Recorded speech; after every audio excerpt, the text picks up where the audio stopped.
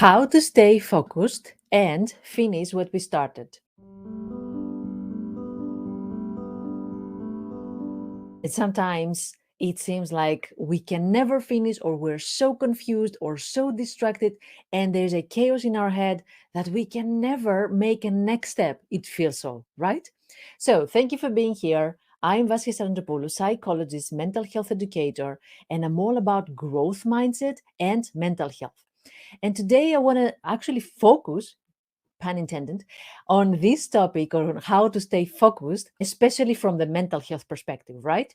So, first, what I would like to explore with you is the three reasons why we lose our focus. What's happening? And it's so difficult for us to stay focused on one area, on one task. And instead of that, there's a million tabs on our computer. The moment that somebody calls us, we are all over the place.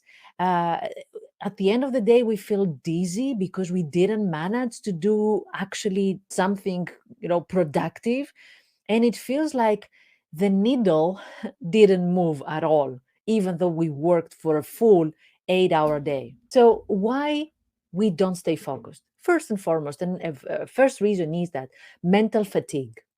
Mental fatigue means that there is an information overload that is happening inside our brain. And don't think that mental fatigue is only related to the working hours. Even if you finish work, but then you go to your social media and you consume information there, when you go and read articles, when you listen to the news, you watch the news, when you read a book, work related or not work related, still your brain is working. We're talking about an information overload that our brain cannot stand, cannot carry.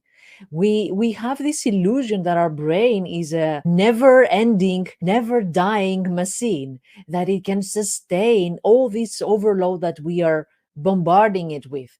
No, it's just a machine. It's just a muscle that will get tired, is getting tired every time we are bombarding it with all this information.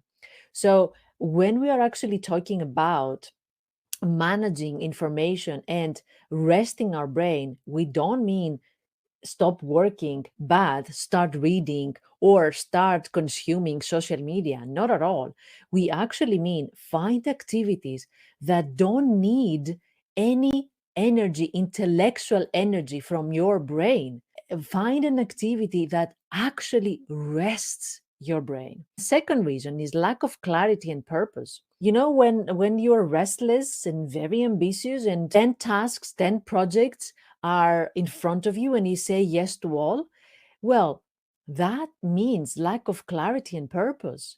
We don't have a filter that says what is important, what is urgent, what aligns with my values, what will bring growth to my career, what is something that I derive joy from. We don't have this filter. Saying yes to all. And of course, that giving equal importance, equal attention to everything is not sustainable. We will completely lose our focus sooner or later. The third reason that I want to talk about today, it's a very strong reason why we lose our focus, is self criticism.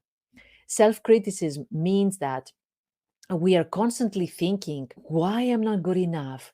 Am I able to make that? Will I succeed? Why other people are more successful? What is wrong with me? Did I do a mistake again? What will happen if I fail? What will people think about me? I'm a failure. I'm stupid. I am silly. I am not successful. I am not important. I am not intelligent. All this is another kind of bombarding with self-criticism, self-doubt. All this self-criticism can lead to fears, and specifically fear of failure, but also, if you haven't heard that before, fear of success. Huh? What's this fear of success? Yes, it's another version of fear of failure, but I will tell you what I mean about that. It means that you are already there, succeeding, almost there, completing a task, completing a project. And that can be, something work related, or that can be, starting your own business, or writing a blog, or writing a book. All these fantastic goals we have that are very important for us, we are passionate about, and you're almost there. But then something happens and you stop. You feel blocked, stuck. You do all the other things except this. That's fear of success. And that is also highly connected with imposter syndrome. We actually, out of the blue, we start feeling like a fraud.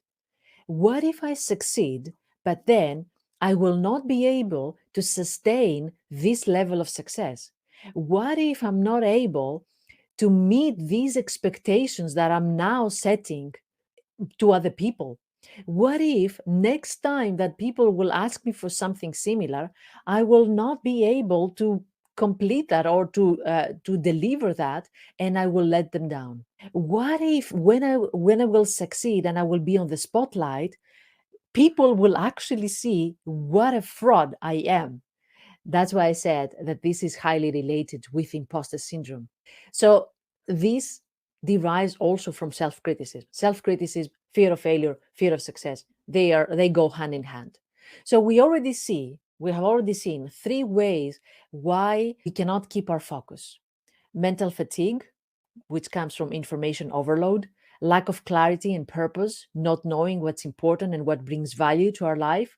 And thirdly, self criticism that goes together or activates and triggers fears of success and fear of failure. What we can do, first and foremost, observe yourself. Take a break and see what is it that blocks your focus. If you don't know your enemy, you cannot defeat that enemy. So first understand you, your behavior, your energy, your levels of energy. I was talking about this topic a couple of minutes ago with another person, and she said that I am a highly sensitive person, and I know that if somebody talks to me, or somebody intervenes in my working space or in my working focus, I know I'm going to lose it because I absorb other people's energy. Ta-da, we found it, right? You have to see what happens when you lose your focus. Somebody else also said that I am ADD person. I know that my focus is very limited.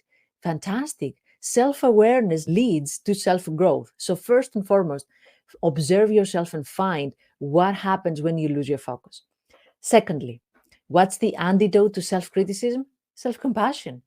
Christine Neff, I don't know if you know her. She's amazing. She has a book called Self Compassion. She talks a lot about self compassion. And actually, in one of her research, she found out that self compassion goes hand in hand with self growth and growth mindset.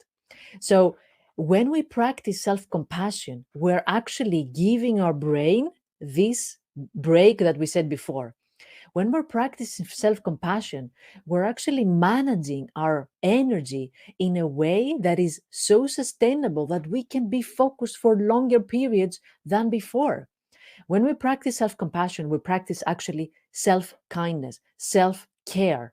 That's why it helps with our mental health and eventually with our focus and our growth. The third thing that I would like to tell you, to share with you here, how we can find our focus again, stay focused, and finish what we started, is embrace imperfection and reframe failure. In order to defeat this very strong fear of failure, we have to reframe it. We have to make the enemy look really, really silly in our eyes. What? Failure? That's silly. I'm not scared of failure. I embrace failure. I know failure will happen. I know failure is part of my success. I know failure very well because that's how I grew all these years. That's how I became a better person, a better listener, a better manager, a better employee, a better entrepreneur because of failure. So we have to minimize the importance of failure so that we are not getting defeated every time we feel scared of failure. Remember that every time you're getting out of your comfort zone, of course you're going to get scared. Of course. That you take it for granted, right? You're going to feel scared. Don't expect that you will not feel scared in order to get out of your comfort zone and try something new and grow. Last two things that I want to share here. Prepare your environment. If you want to stay focused, make sure that from the day before, in your laptop, in your desktop, there is this one thing that you want to start working on. Make sure that you when you switch on your computer, you will see the tab that you want to work on. That is preparing your environment. Instead of looking here or there, what was it that I wanted to work with?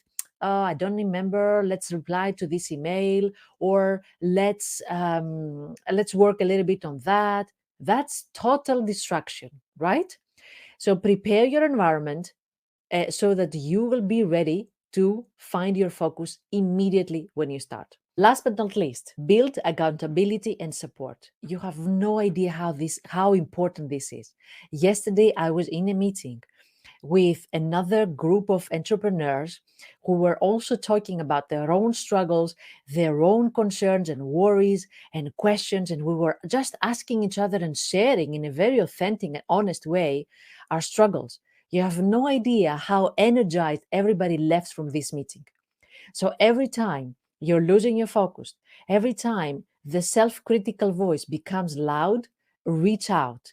Find people that share the same path with you, the same or similar journey with you, and talk to them. They will help you find your focus again. They will give you tips that will clear the air immediately, and that will help a lot. I hope it was helpful. Thank you very much for being here. Have a look at more resources that I have for you in my channel at YouTube, Anti-Loneliness, but also in my website, antiloneliness.com. You're going to find a guide on overthinking that can also help in periods where you're losing your focus. You're going to find a guide on perfectionism. You're going to find a guide on self-care. There's a lot of resources there for you, right? You're not going to miss it. Let's keep in touch. If you have any questions, feel free to send me a DM, a personal message, and I will reply. If you want any book recommendations, I'm here for you. Thank you very much, and looking forward to hearing from you and seeing you next week. Have a good day.